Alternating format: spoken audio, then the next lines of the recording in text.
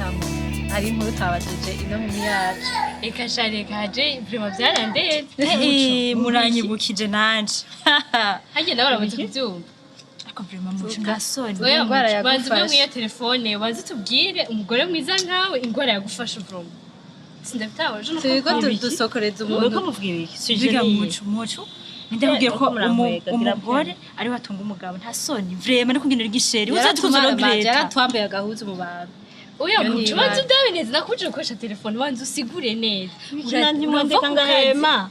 Ubu rero mugomba mwicarire jewe nyene ni ngaha. juste conseil ni juste Oya, conseil Sokoza muheze hama. Ariko mwema. moi. ni ikintu tugomba gusaba vrema turagusaba kandi turi abagenzi hari ico duhisha hari ico duhisha urava ku hatari. kazi ugahembwa ugahereza umugabo yo ni yanyuma wakazi wumve reka baze gusubire je naramaramaye ndahuye na Grace mvuye ku ishuri ryari acanyagira amakuru yuyu naguye mu yabira inkuru zawe zikwiye kubika mu gatiriwari Yo. ati mugaciro babika ibintu byiza muri Abantu bose rero puberi nije bicariye reka bavuga. tuguhanure Muco.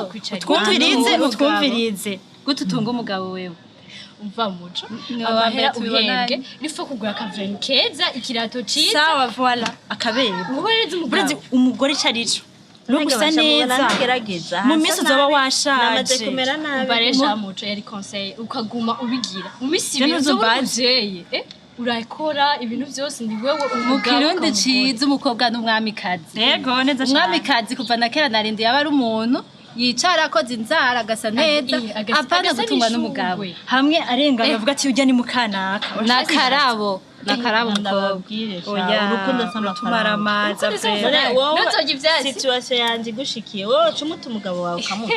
ndabaza kamwe kategereza gukora Oya, sha none oya. amazi kibasi muri Ewe ndakubwira ikintu kimwe Imana izoduhezagira umunsi umwe. Kati imana imana ifasha uwifashije mumaranye imyaka ingahe nibyo binyica rero nkunda ukuntu ukunda kwibagira wewe Mwebwe mumenye iby'iwanyu jewe n'ubuzima bwanje nta muntu n'umwe ashobora kumbwira okay uko tuzarogetse uzokwicuza ntuzoze kurira mu maso yacu ugutwi kumene kuva kokeje